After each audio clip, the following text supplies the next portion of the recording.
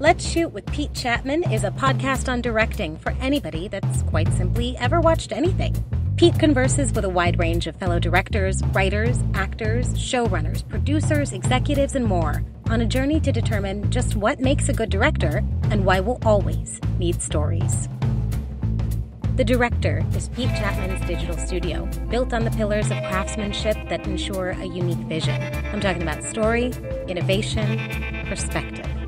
Learn more about The Director, and better yet, get your official Director's Chair wear by visiting www.drctr.video. That's drctr.video.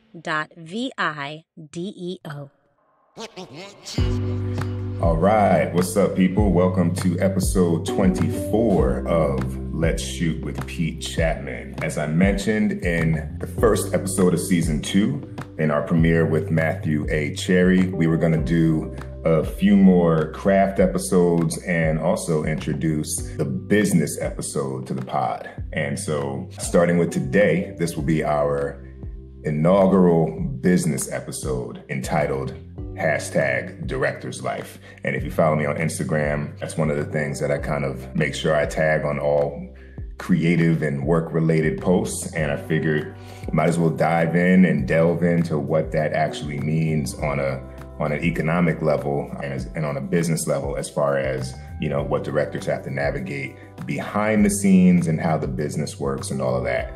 And it's something that I studied closely before I ever booked a job, because I feel if you're going to get into any arena, you have to understand the metrics, you have to understand what the numbers mean, and you have to understand what guides and governs the process. So we're going to get into that with this Director's Life episode. Now, I know some of y'all are listening to the pod on Apple, Spotify, Google, whatever it may be, but I do invite you to enjoy not only my dog barking in the background, but enjoy the podcast experience on YouTube. You can watch Let's Shoot with Pete Chatmon on YouTube. We've added some cool branded graphics, thanks to a friend of the show, Jean-Claude Billmeyer, and basically the visuals have been taken to another level. So I hope you enjoy that. Personally, I think you get an added layer of game and context from our guests when you get to see their body language and feel their vibe as a person. And so I invite you to check that out. Obviously, I know some of you are in your car or cleaning up around the house, or maybe you're listening to the show on the low somewhere you shouldn't be, but you're getting the gems and the jewels because you want to get in the game or you want to further the game, and we appreciate that. But just know that video is there for you. Let's Shoot with Pete Chatmon. Search it on YouTube and check it out. Now, before we dive in here to episode 24, I also want to thank the team that has been rocking with the pod since episode 1, when this was just a passion project to help us maintain our sanity through the pandemic. And so that's a special shout out to producer Tristan Nash, who edits all of these episodes and works to flesh out the show that you get week to week, both on YouTube and your audio podcast platforms. So thanks, brother. Jada George, who puts together our descriptions and show notes. For those of you diving in on YouTube, the show notes are dope because you can basically click through like chapters per the topic of discussion and hop right to things that you might want to listen to or re-listen to and take notes on. So that part is awesome. So thank you, Jada, for all those late night turnarounds when we hit you with the episode on Tuesday, talking about, can I get that show note back in like a couple hours? She always comes through. And last but not least, Kelly McCreary, who y'all get to listen to when I'm not yapping. She is our lovely announcer, handling the intro, the promo for my upcoming book, Transitions, and a few of the other cues. And obviously all of these folks are super talented outside of the pod. You know, I recognize how important and valuable it is for them to rock with me on this journey of demystifying directing, storytelling, the entertainment industry, and more. And last but not least, one more shout out. What's good, Kenya? Our metrics have informed us that we are one of the top TV and film podcasts in the country of Kenya. So there, Africa knows what's up, and there are so many stories being told on the continent now. And it's nice to know that at least in some way, our podcast is making an impact for those storytellers over there. So we appreciate that. If you're feeling us here in the States, go ahead and hop on iTunes or YouTube or whatever platform you use to engage with us and leave a review, rate the pod, or, leave a comment. It's all good. All right. So without further ado, I'm coffeeed up. I'm ready. It's Sunday, 9:20 a.m. And let's hop into episode 24 of Let's Shoot with Pete Chatmon, Director's Life. Roll sound. Speed. The interview. Take one. Action. All right. So the first thing we're going to talk about is we're going to deal with the idea of what is a director.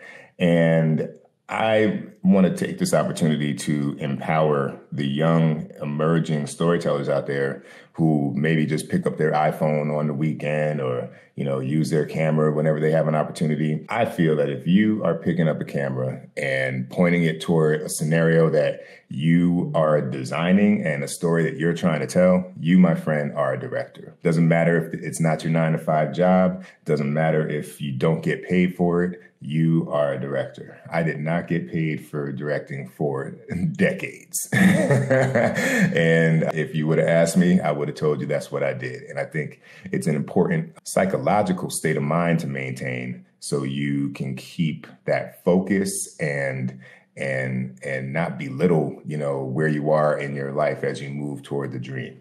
So if you pick up a camera and you focus on telling stories visually with any kind of film device, you, my friend, are a director. Within that, you've got different types of directors. And so I'll break it down in the following way for our purposes here today.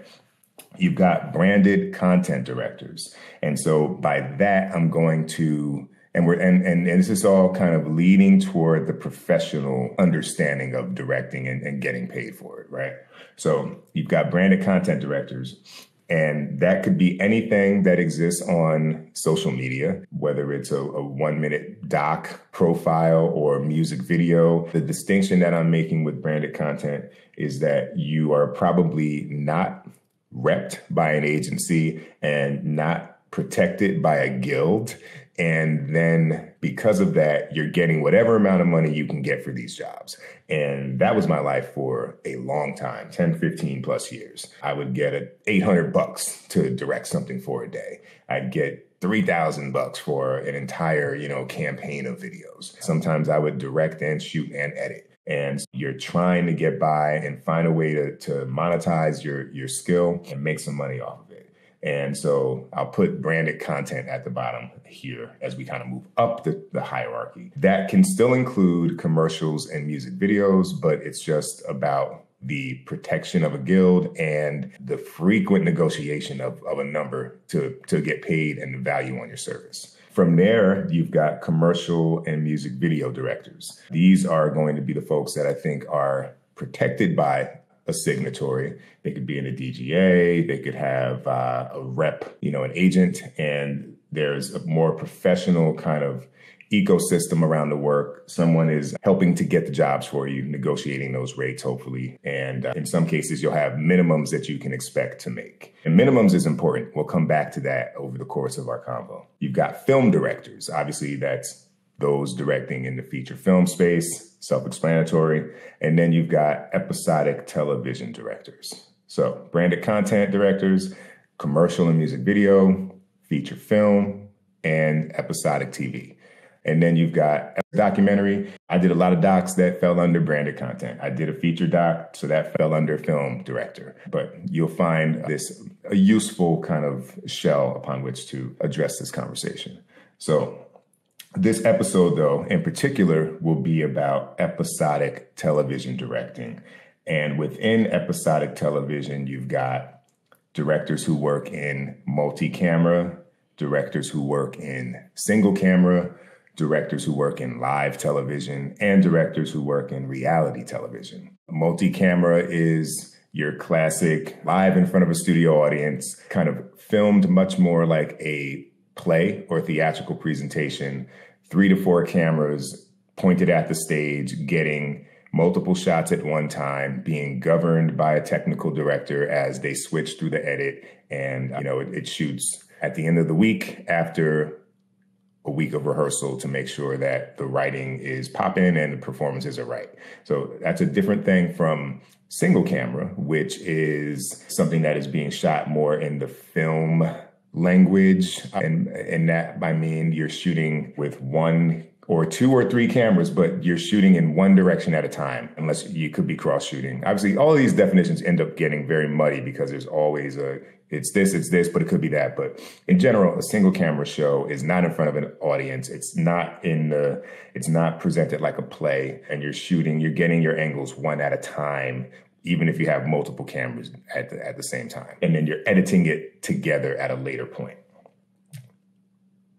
Obviously, you've got live television, which we all understand, things like The Voice, when they have a live edition. I guess that's not really live. You have the news, you have reality television, and those things fall typically more into a multi-camera dynamic, but those are your major distinctions. Now, my expertise is in single camera. I have yet to do anything multi-camera. I've done reality, I guess, and live things in my branded content days before I had any representation, but we're going to fall into episodic directing specifically, and single camera really will be our focus for this conversation. And maybe on another episode, I'll bring an expert back who can speak more expertly to working in these other genres of what we do. So, who is an episodic director? If we look at the data from the 2019 to 2020 season compiled by the Directors Guild of America, they do these studies every year.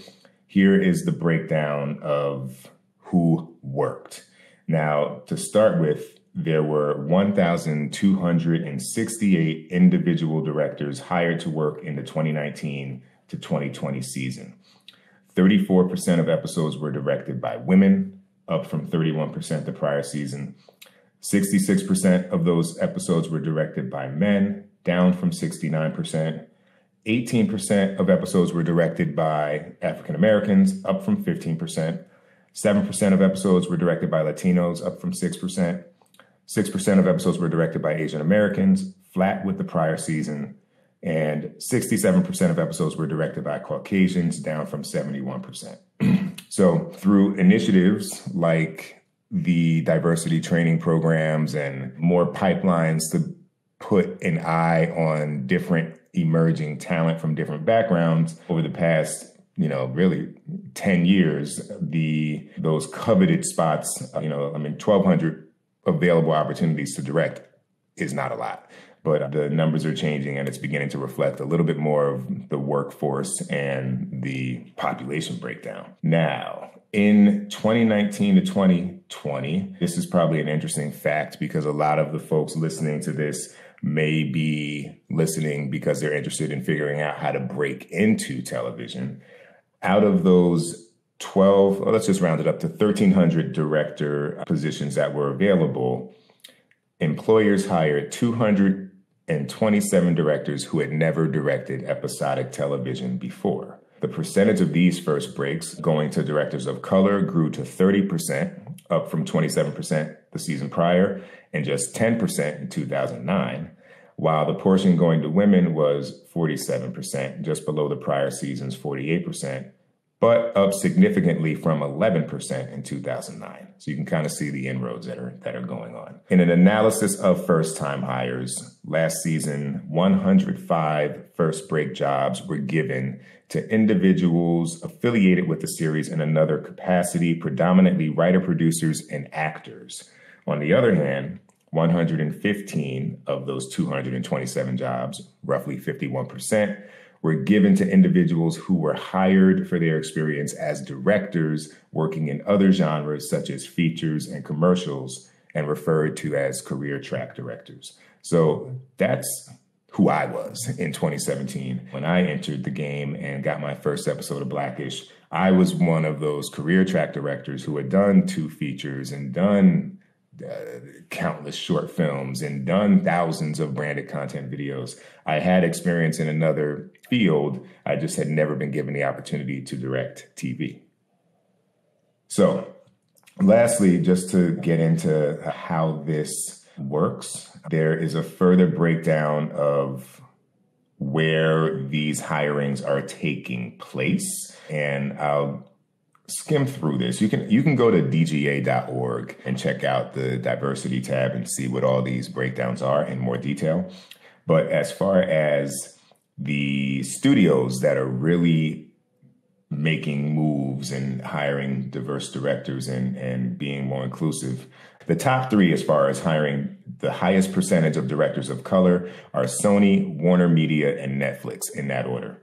And then the top three insofar as hiring the highest percentage of female directors are Paramount, HBO, and Disney. So maybe keep an eye on those studios if you're looking to break into particular shows. And last but not least, in the coming years, because some of you listening may not be career track directors, you may be looking to transition from another craft within the director department. The DGA is beginning to track and develop a refining methodology for the hiring of members of the directorial team, assistant directors, unit production managers, associate directors, and stage managers.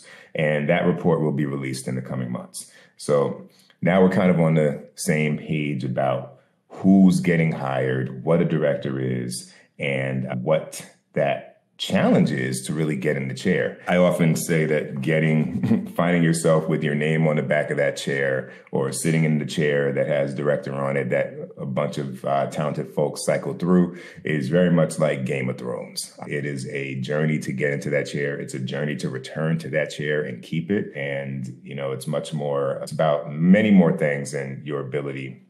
If you go back and listen to our 10 Commandments episode from season 1, we really get into an in-depth conversation of how directors keep their job, right? So what you do in prep and production and post, so you can really deliver an awesome episode. But today, we're going to now hop into the coveted question: how much do directors make? Now, all of this is public information, very easily found by searching the DGA website. What happens once you get out of that branded content category that I mentioned, where you're probably performing without representation and really just trying to negotiate everything that you do on your own? Once you get into the guild, you now are going to be dealing with companies who are signatories of that guild, and with that must work with the minimums and protections that the guild has voted for and negotiated to protect its members. So if you look at feature films as an example, you end up having minimums to make sure directors basically don't get fucked, right? So you're making $20,616 per week.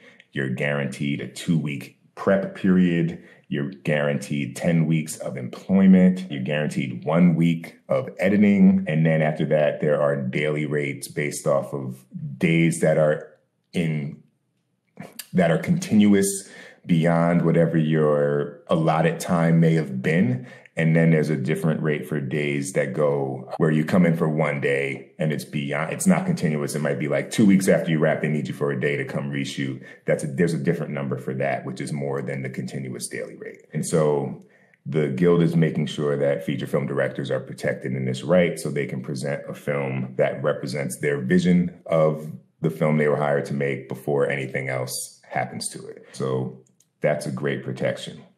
When you get into television, you have different minimums based off of the different platforms or network, right? So you have, and I don't want to put this in in a hierarchical order, but for the purposes of this conversation, you've got basic cable. So consider your TNTs, your freeforms, things that are just on your cable provider that you don't necessarily pay for in addition with a particular subscription, right? So that's basic cable. You've got broadcast, that's your NBC, Fox, ABC, CBS. We all understand those channels that come with our television, right?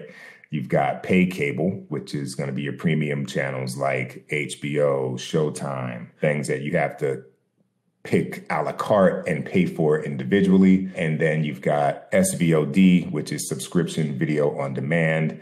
where you get into your Hulus, your Netflixes, your Amazon Primes, etc.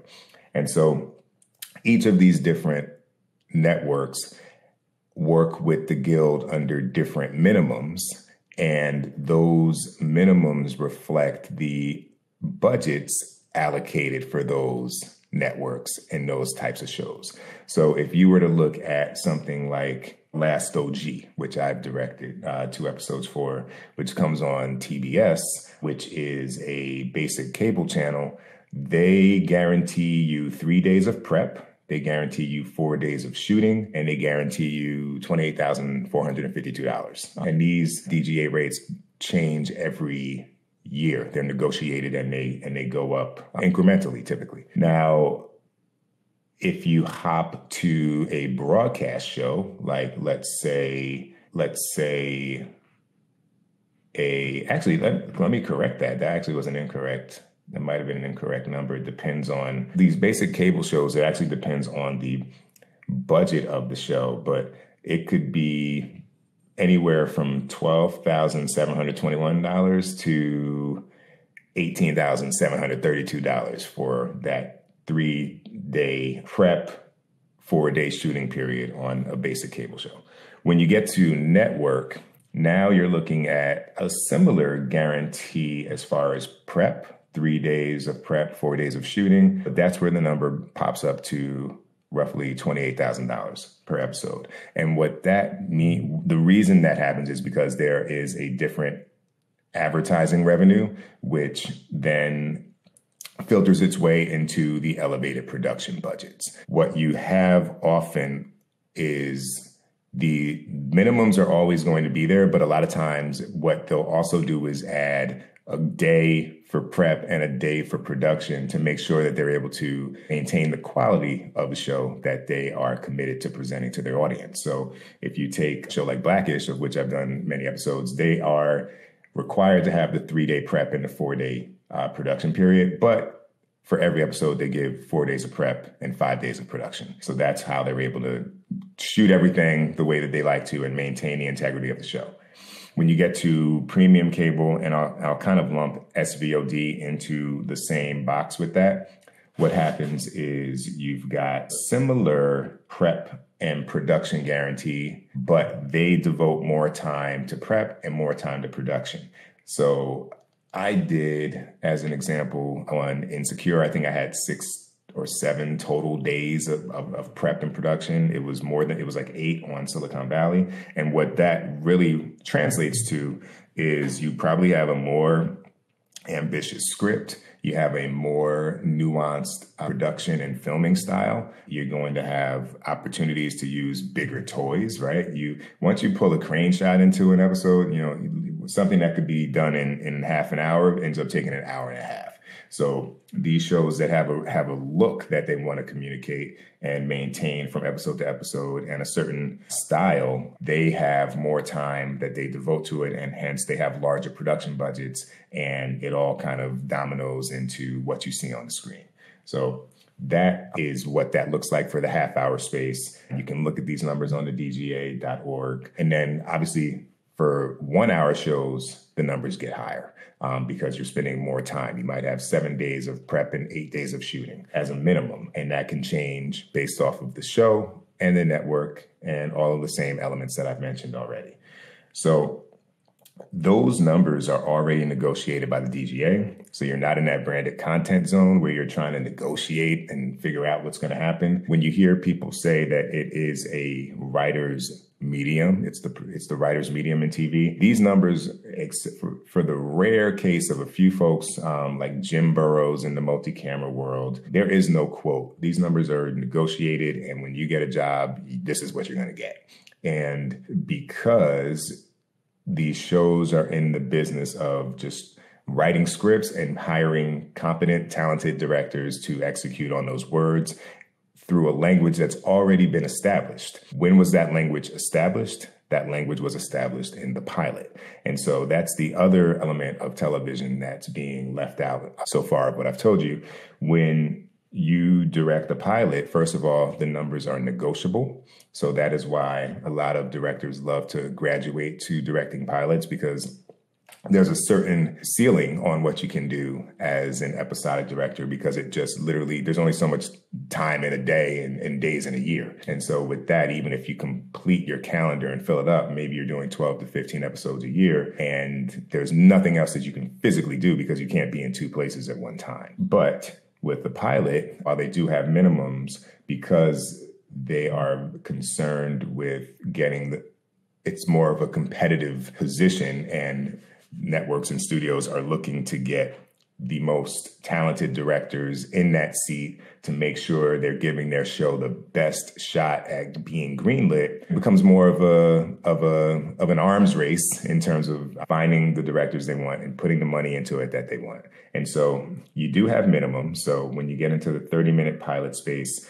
you're looking at $80,532 for a 30-minute pilot for a director, a 14-day guaranteed time. And then again, you have your per day rates beyond the guarantee in a continuous calendar, and then your individual day rates beyond that. So let's just say you were doing a 30-minute pilot, you shot for 18 days consecutively. You have that 14-day guarantee. So beyond that, you would get $5,572 every day beyond that 14. So you multiply that by 4. If they were to bring you back for a reshoot, then you're looking at roughly $7,000 a day. In the 1 hour space, you're looking at $107,000. I'm rounding down for 24 days with a different lower per day guarantee. But this is what you're guaranteed to get.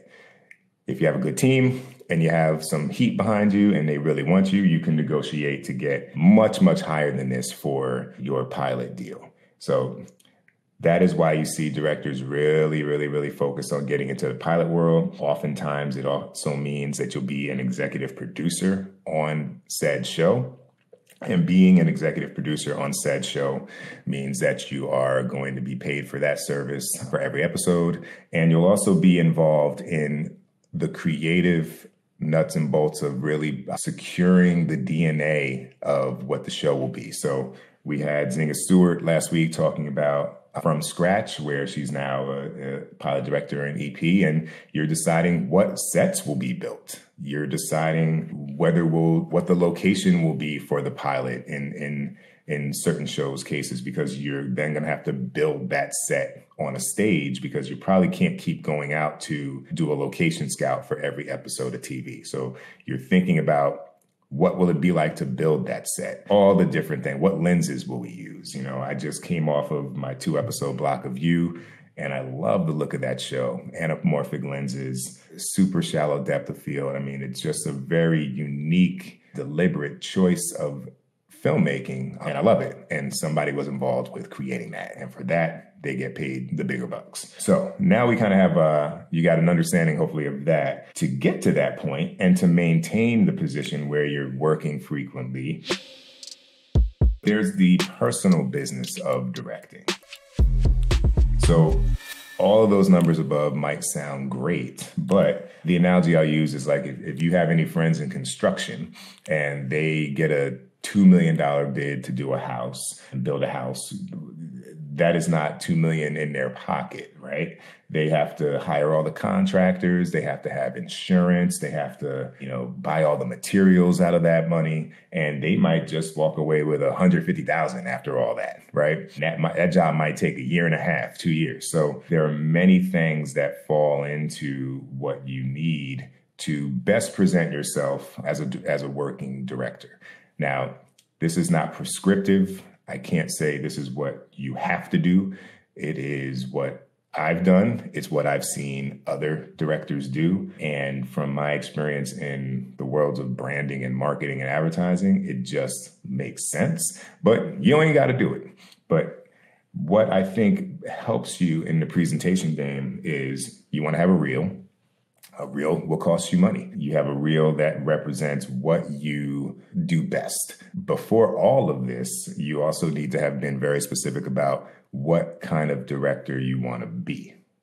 So we've talked about multi-camera, single camera, reality, live TV. We haven't talked much in this episode about genre? Do you want to be a comedy director? Do you want to be drama?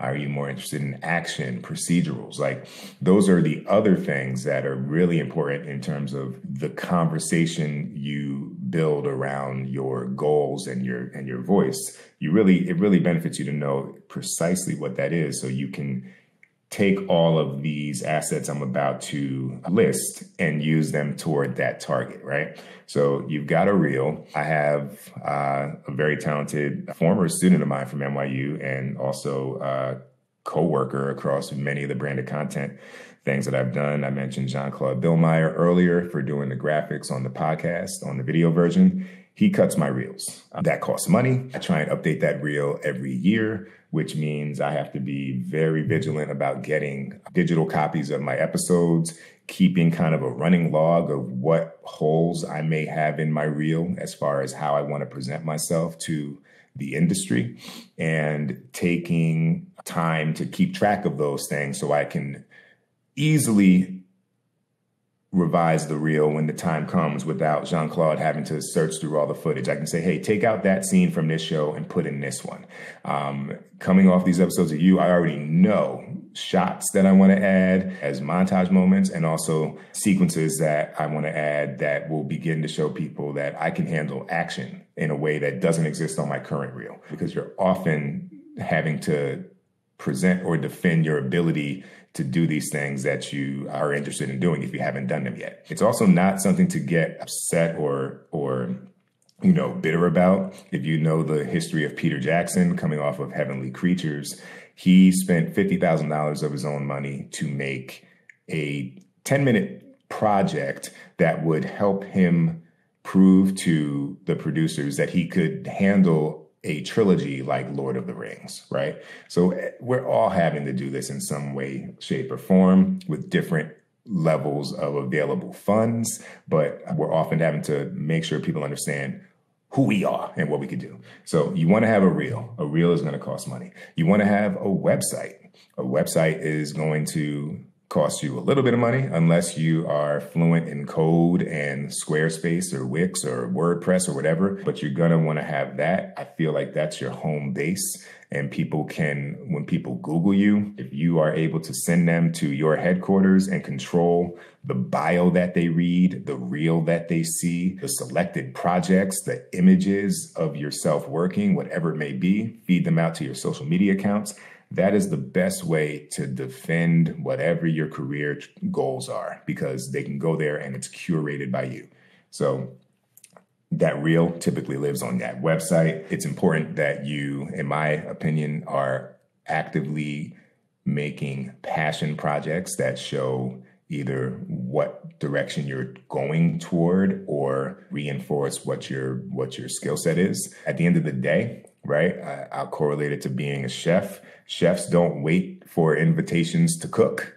Chefs show up at your house with dope shit to eat. And so I think the more you're able to, in this democratized universe of being able to pick up your phone, or your friend has a camera or whatever it may be, just go make something. That was the driving force for us behind the Wednesday morning podcast. We wanted to make a short film that showed the kind of tone and voice of some of the projects we're pitching. And we were like, all right, well, let's go. If we can't make a short film, let's make a narrative podcast. And, there we are, and got to work with some great people that who knows what that'll lead to. But it's about the creation of the work and doing it only to master your craft, enhance your skills, but also show people what you're about, because those passion projects lead to things that you would never anticipate. Tomorrow, I start day one of prep on All Rise. I've told this story before, but the passion project short film, Black Card, that I did that got me into 4 different television director programs. The star of that film, along with Dorian Missick, was Simone Missick, who is now #1 on the call sheet on All Rise, and I'll be going there tomorrow to start prep on the season finale. That was not anything that could be predicted, but look what happens when you put that work in and just put it out there without any expectation other than making good work and getting better as a storyteller.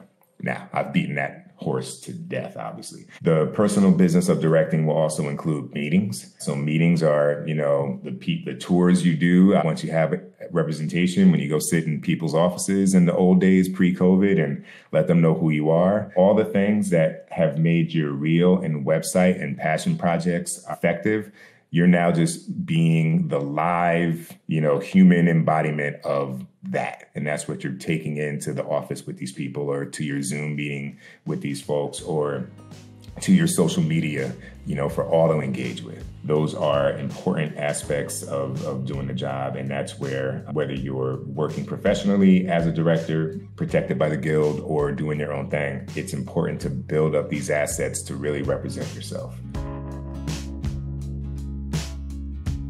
Hi, I'm Ramla Mohammed, co-executive producer on Little Fires Everywhere, and you're listening to Let's Shoot with Pete Chatmon. Transitions, a director's journey and motivational handbook, is Pete Chatmon's upcoming book from Michael Weezy Productions. What started in 1993 has been a marathon of persistence and creative pivots, transitioning from indie filmmaker to teaching at NYU's acclaimed film school, to running a production company, to directing television and commercials, and ultimately eyeing a return to the feature films that gave him his start. A mixture of how-to, self-help, and inspiration, this book is for any person targeting a successful career in the creative arts. Transitions, a director's journey and motivational handbook, is coming soon. What or who is on the director's team? I think first and foremost, there should be a type of person that you're looking for. And that person should be honest. That person should tell you, their honest opinion. You don't want yes men or women on your team. You want people who have opinions and an expertise, and also relationships, because that's what you don't have when you're starting out. And as your career continues, even when you build out relationships, you're going to want someone who has different relationships than you. That team, once you've met with a bunch of folks and you're confident that they're going to be honest and truthful and insightful and helpful on your journey, that team will typically, I won't say typically, I'll tell you who it could consist of, and you'll design it accordingly. But it could consist of a manager. That person is, going back to the numbers I mentioned earlier, that person will be getting 10% of your pay. That manager is involved in kind of helping you craft a career. They know what you're thinking long term. You have those conversations with them, and they work with you to sculpt a career. And that sculpting happens daily. It happens based off of the jobs you turn down, the meetings you seek, the projects you make for yourself as passion projects. That all has an eye on a 5, 10, lifetime trajectory for you, ideally if you're working with the right person. So you've got the manager, you've got the agent. The agent is also taking 10%. They are more of an incoming kind of relationship, in a sense of they know what's immediately on the table, looking to be produced, directed, written, and they're looking to get you in the room and on those jobs for the things that are happening right now at this moment. That's not to say that they're not looking at a long-term view of your career, but their day-to-day is about, here's what's happening. This thing needs a director in June. This pilot is looking to attach somebody before they go out to buyers. That's what their focus is on. You will also potentially have a business manager. They will help you keep your finances in order. You'll probably get to a point where you're very busy, and it gets little things like, paying the person who did your website or cut your reel become things that are hard to do when you're on set all the time. Those folks are going to be seeing a percentage. You're a lawyer. You better have a lawyer. They're going to be seeing a percentage. Let's say you have a PR team, public relations team, to help keep you out in the news if you're that kind of personality, or maybe it's, for 3 months at a time here and there based off particular projects that are brewing. That's going to cost you money. Maybe you have a social media manager. Maybe you're too busy or not the most versed or fluent in managing your social media conversation, and you have a person doing that. All of those things cost money. And then if we get into the world of, maintaining your life, because you'll find that if you work very often, you're getting up at 5:30 a.m. every day and going to set and getting home at, 9 o'clock, maybe later, you can start to lose the attention and focus on putting your meals together, right? Cooking healthy things for yourself. So maybe you end up getting a chef, or you have the gym membership so you can, there's a physicality to the job that kind of gets overlooked because it's such a creative position, but you have to have stamina. Anyway, all of these things are things that cost money and make those numbers that I've mentioned earlier in the how much do directors make section begin to evaporate very, very, very, very quickly. And so that is why you often see directors trying to work as often, as frequent as possible, and move into different spaces like pilots and also films, and tell as many stories as possible.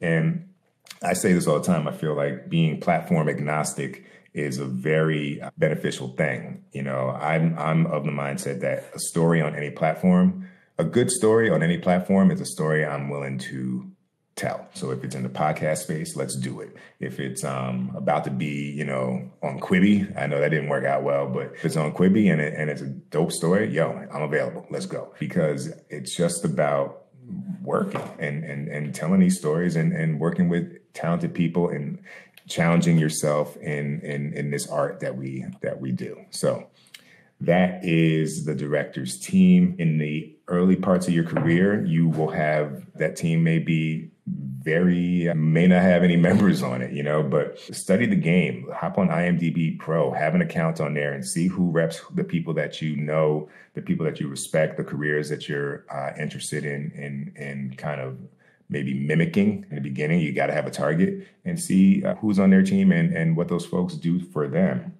There's often a conversation around the big agency versus the smaller boutique agency, and that's always going to be a personal choice. I think that a driving force behind this ecosystem of the director's team is always going to be the director. You are going to have to be specific about what you want to do, what you don't want to do, so you can empower these folks and their networks and their talents to best help you build the career that you want.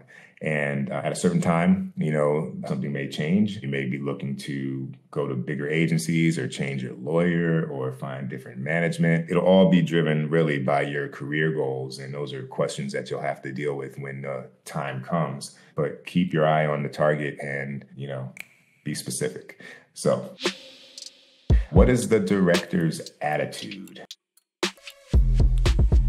I've kind of spoken ad nauseum about this, and the various guests that we've had the pleasure of having on the show have done it as well. The director's attitude needs to be infectious in some way, shape, or form, whether it's positive cheerleading, efficient creativity, nurturing, whatever it is. You just have to have a presence that elevates whenever you show up, because otherwise there is no benefit of you being there versus someone else, if you know what I mean. And so I think that's super important. I think working to find out the type of director that you are is good, right? Some people are, actors, directors, and actors really like working with them because the actors know that this director can communicate. Some are more technical, particularly in TV. I think you see that a lot because people are often moving up from the cinematographer's ranks. And that's often because they have a facility with the camera and blocking and know how to make a day versus, and these are generalized terms, but they do have some truth to them versus sometimes, folks that come from film may be not used to the speed with which you have to move in TV and the very minimal yet creative coverage that you have to employ to make a day. So, determining which one you are. And I think it's important to work to fill those gaps, right? I felt early on, I was kind of told by actors I worked with that I was more of an actor's director. And in my branded content days, the decade of doing that work, I really said, let me become more technical. And that's why I began to shoot and edit more so I could be more fluent in that part of the work, because you never know which pedal you're going to have to lean on more to get you out of a scene. Sometimes you're going to have to know that if I block it like this, I can get out of here in an hour and make the day, because we fell behind on another scene. But then at another moment, you might have to call on your actor muscle and pull on some kind of skill that can help the actor find the moment to get out of the scene in the same amount of time, right? A good resource for folks, if you are not familiar with it, is The Actor's Thesaurus. It's a great book that you go word by word and it'll give you a bunch of synonyms for that word that are active. So it can help you identify the best word or words that can trigger the right understanding of the subtext for the actor and hopefully, provoke and prompt the performance that you're looking for without having to have a Freudian, conversation about motivation and psychology and all of that. So that's a really great resource I would recommend as well, The Actor's Thesaurus. What's the day-to-day life of a director? I'm very proud to say that it's kind of, for me at least, it hasn't changed. When I was working at NYU, doing that job full time, that was what I had to do to make, ends meet. And then it was watching movies or reading scripts or writing something. But, every day there was some furthering of the craft that was happening. And that is really what continues to this day. The 9 to 5 or the maybe 5 to 10 part of the day may have changed, but within that and around those committed times, I'm still studying the game, reading, looking for new stories, working on my own, talking to my creative friends, looking at their work. The director's work is really just, I think, a point of view and a perspective and an openness to receiving what you experience in the day and finding the storytelling nuggets that are there. So you're always in a position or you're always in a place where you're looking at the who, the what, the why, the when, and trying to filter it thematically into storytelling units. And I think doing that and working that muscle all the time means that you never have to really call upon it in a new way when you're back on set. It's just something that you're always working on and it's always at your fingertips. So that concludes the Director's Life episode here. It's our first business episode. I hope it came out all right. It's a little different just sitting here talking into my mic this whole time by myself, but I invite y'all to shoot questions to us. Let us know via Instagram, on my page at Pete Chatmon or at Let's Shoot with Pete Chatmon. If you have any comments or questions, if you want to hit us on with an email question, it's let's shoot with Pete Chatmon at gmail.com. Fire away. And in the meantime, of course, stay safe, spread love, and keep creating. And we will hit you with episode 25 next week. I got a guest that I hope lines up. Depends on scheduling, but I'll announce that as soon as I have it. And hope y'all have a great week. Peace.